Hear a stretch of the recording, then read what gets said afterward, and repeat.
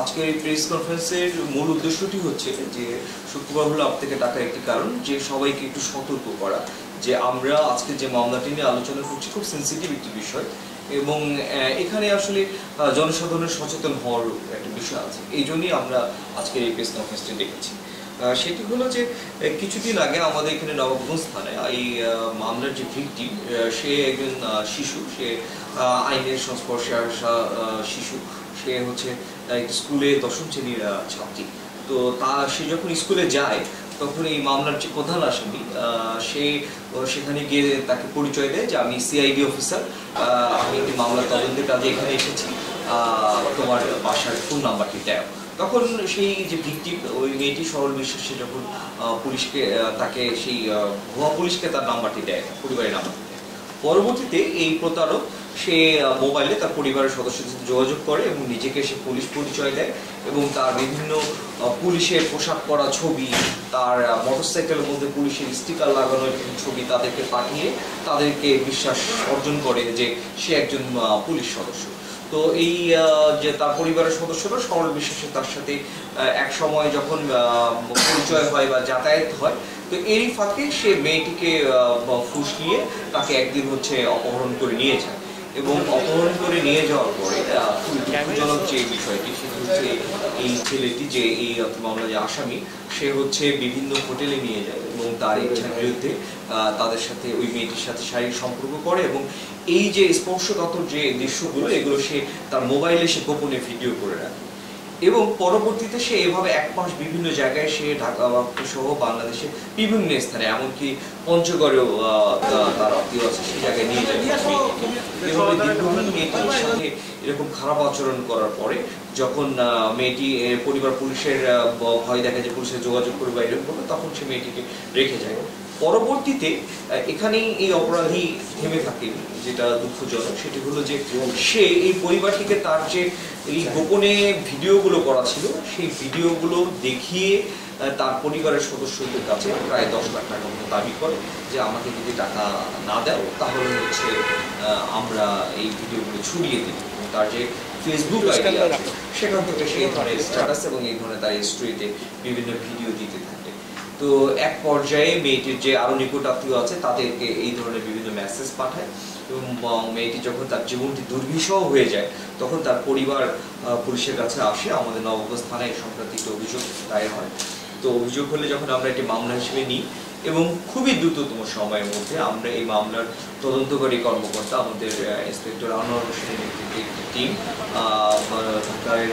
মিরপুরে অভিযান পরিচালনা করে সেখান থেকে হচ্ছে আমাদের যে মূল আসামি তার নাম হচ্ছে তার বিভিন্ন অনেকগুলো নাম আছে, আলকাম এবং ওরফে হচ্ছে আরিফ, ওরফে ডলার, ওরফে কামরুল, বিভিন্ন ধরনের নাম বিভিন্ন জায়গায় ব্যবহার করেছে।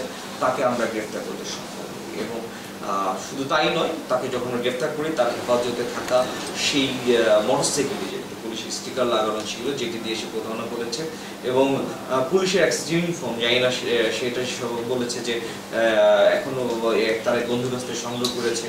তো এইটা হচ্ছে আমরা তদন্ত করে দেখছি। তো সেটি এক ইউনিফর্ম এবং হচ্ছে আরো কিছু আলামত যেগুলো হচ্ছে অভিযোগে বর্ণনা ছিল সেই আলামতগুলো আমরা তার কাছ থেকে উদ্ধার করতে সক্ষম হয়েছি। পরবর্তীতে তাকে যখন আমরা পুলিশে জিজ্ঞাসাবাদ করি সে আমাদের কাছে স্বীকার করে সেই ঘটনাটা ঘটিয়েছে এবং সে আরও কিছু চাঞ্চল্যকর তথ্য দিয়েছে যে সে বেসিক্যালি আসলে একটি ব্রোকেন ফ্যামিলির ছেলে। তার বাবা হচ্ছে অনেক আগেই তার মা ডিভোর্স হয়ে যায় এবং আরেক জায়গায় বিয়ে করে এবং সে এক সময় মাদ্রাসায় পড়াশোনা করতো এবং সেখান থেকে সে ঝরে পড়ার পরে সে বকে যায় এবং হচ্ছে এইরকম তার মধ্যে একটা সাইকোলজিক্যাল বিষয় সে মেয়েদের সাথে প্রতারণা করে সম্পর্ক করা এবং তাকে যখন জিজ্ঞেস করা হয় যে সে কেন পুলিশ পরিচয়ে সে এই অপরাধটি করেছে তখন সে বললো যে তাকে তো দেখা গেছে যে হয়তো সাধারণ মানুষ বিয়ে দেবে না এবং তার চেহারাটা অনেক সুন্দর স্মার্ট, তখন সে এই রাস্তাটি বেছে নেয় যে পুলিশের পরিচয় দিলে তার গ্রহণযোগ্যতা পাবে এবং তখন সেই সুযোগে সে হচ্ছে এরকম বিভিন্ন মেয়েদের সাথে সম্পর্ক করে এবং তাদের সাথে শারীরিক সম্পর্ক করে তাদেরকে প্রতারণা করে বলে সে স্বীকার করেছে। সাউন্ডকে সবার ফ্যানটাকে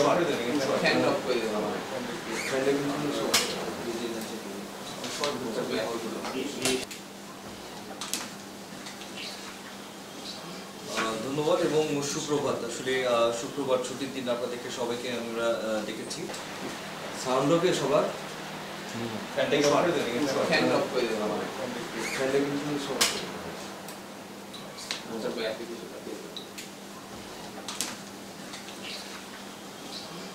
ধন্যবাদ এবং সুপ্রভাত। আসলে শুক্রবার ছুটির দিন আপনাদেরকে সবাইকে আমরা দেখেছি। বাংলাদেশ বিশ্ববিদ্যালয় এবং ভাই আই কেন না ভাই প্রেস কনফারেন্সে আসলে আজকের এই প্রেস কনফারেন্সের মূল উদ্দেশ্যটি হচ্ছে যে শুক্রবার হলো আপনাকে ডাকার একটি কারণ যে সবাইকে একটু সতর্ক করা যে আমরা আজকে যে মামলাটি নিয়ে আলোচনা করছি খুব সেন্সিটিভ একটি বিষয় এবং এখানে আসলে জনসাধারণের সচেতন হওয়ার একটা বিষয় আছে। এই জন্যই আমরা আজকের এই প্রেস কনফারেন্সটি ডেকেছি। সেটি হলো যে কিছুদিন আগে আমাদের এখানে নবাবগঞ্জ থানায় এই মামলার যে ভিকটিম সে একজন শিশু, সে আইনের সংস্পর্শে আসা শিশু, সে হচ্ছে স্কুলে 10ম শ্রেণীর ছাত্রী। তো সে যখন স্কুলে যায়